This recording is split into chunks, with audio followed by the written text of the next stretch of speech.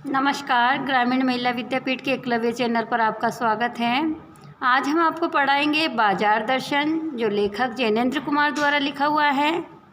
कल हमने बताया कि बाजार किस प्रकार मनुष्य को विकल कर देता है, व्याकुल कर देता है और हमें किस प्रकार अपने जीवन पर नियंत्रण रखना चाहिए ताकि हम बाजार का क्या कर सके, सदुपयोग कर सके। तो उसमें लेखक जो जैनेंद्र कुमार जी है, उन्होंने अपने दोस्त एक मित्र का परिचय देते हुए बता रहे हैं कि किस प्रकार उन्होंने बाज़ार गए, बहुत सा सामान लेकर आए और उन्होंने सारा मतलब जो वो है वो किस पर डाल दिया, अपनी पत्नी पर डाल दिया। उसके बाद हम आगे देखते हैं। मैंने कहा खूब, ये खूब है कि आप खुद खरीदारी करते हो और किस पर डाल देते हो, अपनी पत्नी पर डाल देते हो। पर मित्र की बात ठीक थी, अगर ठीक पता नहीं कि क्या चाहते हो तो अब और की चाह तुम्हें घेर लेगी। यानी कि उन्होंने जो पहले मित्र का परिचय दिया तो वो तो बहुत सारा सामान लेकर आए। एक दूसरे मित्र थे जो बाज़ार गए तो वो बहुत कम सामान लेकर आए। तो उन्होंने कहा कि वो सामान इसलिए नहीं ले पा रहे थे कि वो ये पता नहीं था कि कौन सा सामान लेकर जाए और कौन सा छोड़कर जाए। तो इसके बारे में जैनेंद्र कुमार ये बताना चाहते हैं कि यदि हम बाज़ार जाते हैं और हमें पता नहीं है कि हमें कौन सी वस्तु खरीद कर लानी है तो हम उसका सही सदुपयोग नहीं कर पाएंगे। इसलिए हमें जब भी बाज़ार जाएं हमें अपनी दिमाग के अंदर या लिस्ट बनाकर चलना चाहिए जिससे हम सही सामान खरीद सकें और मन भी हमारा क्या नहीं हो, विचलित ना हो। इसके बारे में बताते हुए जैनेंद्र कुमार कह रहे हैं मैंने कहा खूब, पर मित्र की बात ठीक थी। अगर ठीक पता नहीं कि क्या चाहते हो तो सब और की चाह तुम्हें घेर लेगी। अर्थात हम जब बाज़ार जाएं और हमें पता नहीं है कि हमें कौन सी वस्तु खरीदनी है तो बाज़ार में जो सजी हुई वस्तुएं हैं वो हमें क्या कर लेगी, अपनी ओर आकर्षित कर लेगी और हमें पता नहीं है कि हमें क्या लेना चाहिए। और तब परिणाम त्रास ही होगा, यानी जीवन में दुख उत्पन्न होगा, गति नहीं होगी, न कर्म होगा। यानी कि हम क्या हो जाएंगे, एक तरह से स्थायी से हो जाएंगे। बाजार में एक जादू है, वह जादू आँख की राह से काम करता है। इस पर अंडरलाइन करना है कि बाजार में जादू होता है और वो कौन से रास्ते से हमारे दिल में उतरता है, आँखों की राह से हमारे दिल में उतर जाता है। वह रूप का जादू है। बाजार जो सजा हुआ रहता है उसका रूप का सौंदर्य है जो आंखों के रास्ते से क्या हो जाता है, दिल में बैठ जाता है।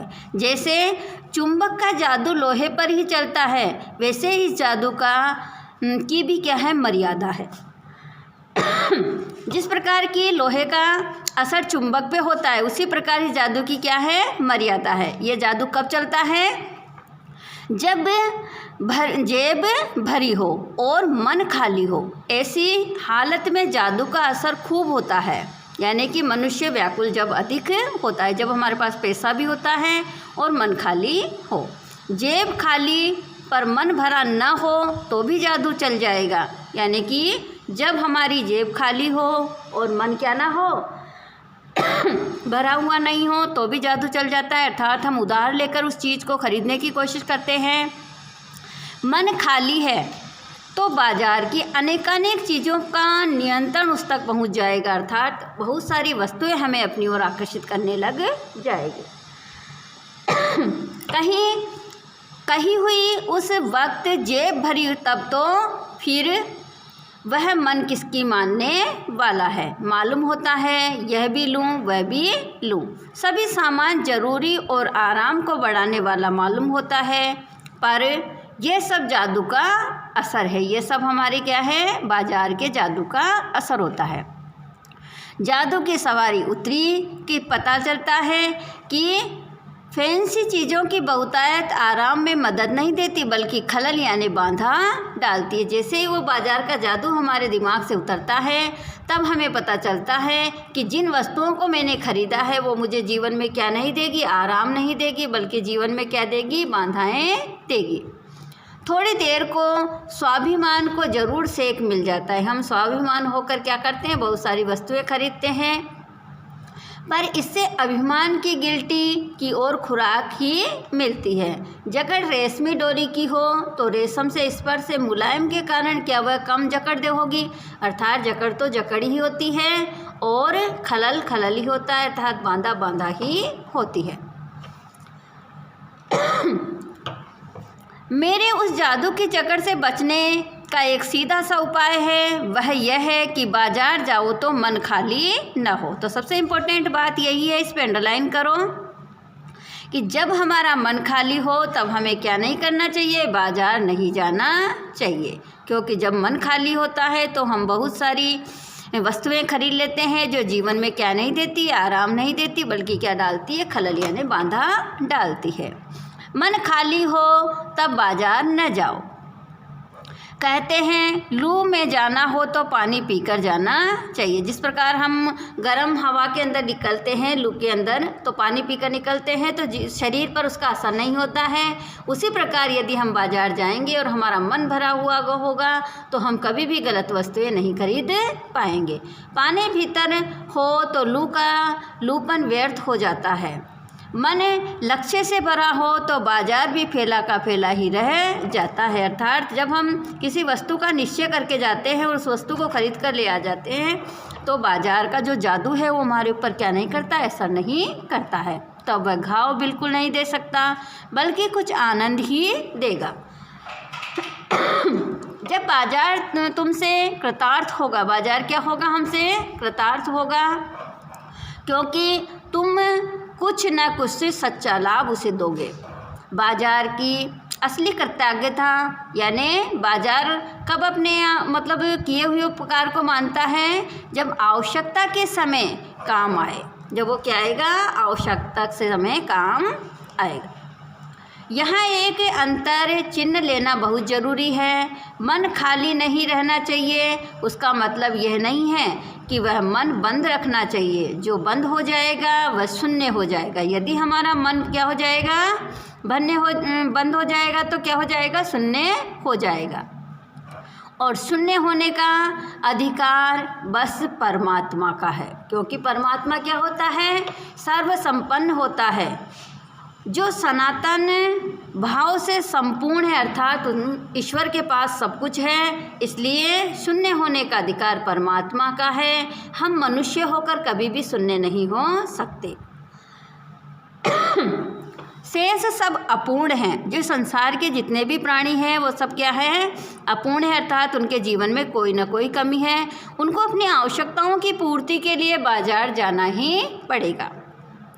इससे मन बंद नहीं रह सकता।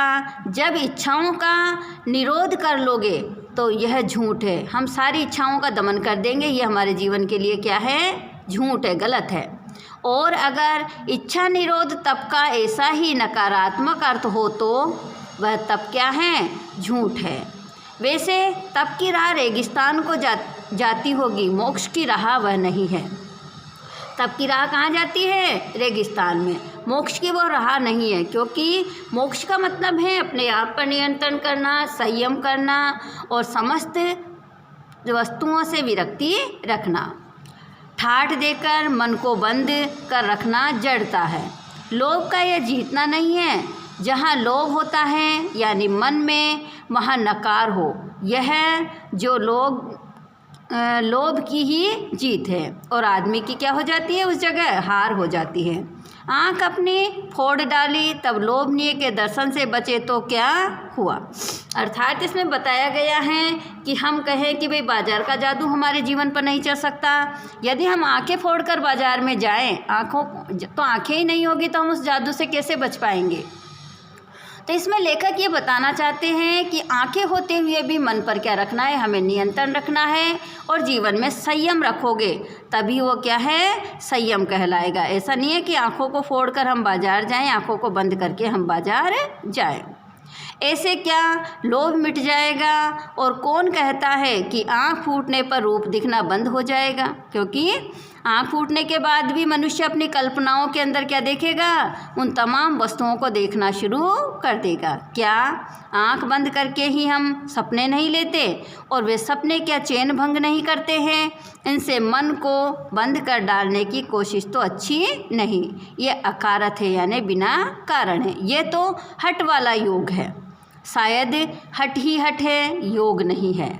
इससे मन क्रश भले हो जाए, यानी मन क्या हो जाता है, कमज़ोर हो जाता है, और पीला और शक्त जैसे विद्वान का ज्ञान। वह मुक्त ऐसे नहीं होता, इससे यह व्यापक की जगह संकीर्ण और विराट की जगह क्या हो जाएगा, क्षुद्र यानी छोटा होता है। इसलिए उसका रोम रोम मूंद कर बंद तो मन को करना नहीं चाहिए। हम क्या नहीं कर सकते, मन को बंद नहीं कर सकते, मात्र क्या करना है, हमें जीवन में संयम रखना है, और जिन वस्तुओं की हमें ज़रूरत है वही हमें बाजार से खरीदना है। वह मन पूर्ण कब है, हम में पूर्णता होती तो परमात्मा से अभिन्न हम महाशून्य ही न होते। यदि हम पूर्ण हो जाते तो हम क्या बन जाते, परमात्मा बन जाते, और हम परमात्मा से अलग नहीं हो पाते। हम क्या है, संसार के प्राणी हैं, इसलिए हम अपूर्ण हैं, अर्थात हमारे जीवन में कोई न कोई कमी है, और उस कमी को पूरा करने के लिए हमें बाजार की ज़रूरत पड़ती है। इसी से हम हैं सच्चा ज्ञान सदा इसी अपूर्णता के बोध को हम में गहरा करता है। सच्चा कर्म सदा इस अपूर्णता की स्वीकृति के साथ होता है। अतः उपाय कोई वही हो सकता है जो बलात् मन को रोकने को न कहें, यानी हम बलपूर्वक अपने मन को क्या नहीं करें, रोके नहीं।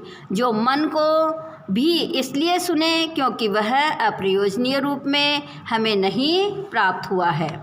हाँ, मन मानने की छूट मन को न दो, यानी हम मनमानेपन की छूट मन को नहीं देनी चाहिए, अर्थात जिन वस्तुओं की हमें ज़रूरत नहीं है उन वस्तुओं को मन को खरीदने की कभी इजाज़त नहीं देनी चाहिए, क्योंकि वह अखिल का अंग है, खुद कुल नहीं है, यानी खुल क्या नहीं है, खुद पूर्ण नहीं है। पड़ोस में एक महानुभाव रहते हैं। लेखक एक उदाहरण देते हुए बता रहे हैं कि जीवन में संयम रखने वाले व्यक्ति भी होते हैं जो संतोषी होते हैं, संयम रखते हैं। तो उदाहरण देते हुए बता रहे हैं कि पड़ोस में क्या रहते थे, एक महानुभाव रहते थे जिनको लोग भगत जी कहते हैं। चूरन बेचते थे। कौन सा धंधा करते थे वो? चूरन बेचते थे। यह काम करते जाने उन्हें कितने बरस हो गए हैं, लेकिन किसी एक दिन चूरन से उन्होंने 6 आने पैसे से ज़्यादा नहीं कमाए। चूरन उनका आसपास सरनाम है, यानी प्रसिद्ध है, और खूब लोकप्रिय यानी प्रसिद्ध था। वही व्यवसाय का गुर पकड़ लेते और उस पर चलते तो आज क्या हो जाते, कुशाल क्या मालामाल होते, यानी खूब धनवान हो सकते थे। क्या कुछ उनके पास न होता? इधर 10 वर्षों से देख रहा हूँ, उनका चूरन हाथों हाथ बिक जाता है, अर्थात तुरंत बिक जाता है, पर वह न उसे थोक देते हैं न व्यापारियों को बेचते हैं। पेश की ऑर्डर कोई नहीं लेते। बेधे वक्त पर उनकी चूरन की पेटी लेकर घर में बाहर हुए नहीं कि देखते देखते 6 आने की कमाई उनकी हो जाती है, अर्थात बंधे हुए वक्त पर वो क्या जाते हैं, बेचने जाते हैं, और 6 आने कमाते ही वो क्या कर देते हैं, चूरन को ऐसे फ्री में ही बांट देते हैं। लोग उनका चूरन लेने को उत्सुक जो रहते हैं, चूरन से भी अधिक शायद वह भगत जी के प्रति अपनी सद्भावना का दे देने को उत्सुक रहते हैं। पर 6 आने पूरे हुए नहीं कि भगत जी बाकी चूरन बालकों में मुफ्त बांट देते हैं। कभी ऐसा नहीं हुआ कि कोई उन्हें 25वां पैसा भी दे सके। कभी चूरन में लापरवाही नहीं करते, अर्थात कोई घटिया सामान उसमें नहीं डालते हैं, और कभी रोग होता भी मैंने उन्हें नहीं देखा है। और तो नहीं, लेकिन इतना मुझे निश्चय मालूम होता है कि इन चूरन वाले भगत जी पर बाजार का जादू नहीं चल सकता। यानी जो मनुष्य जीवन में संयम रखते हैं, आत्मनियंत्रण रखते हैं, बाजार का जादू उन पर नहीं चल सकता है। कहीं आप भूल न कर बैठिएगा, इन पंक्तियों को लिखने वाला मैं चूरन नहीं बेचता हूँ, जी नहीं।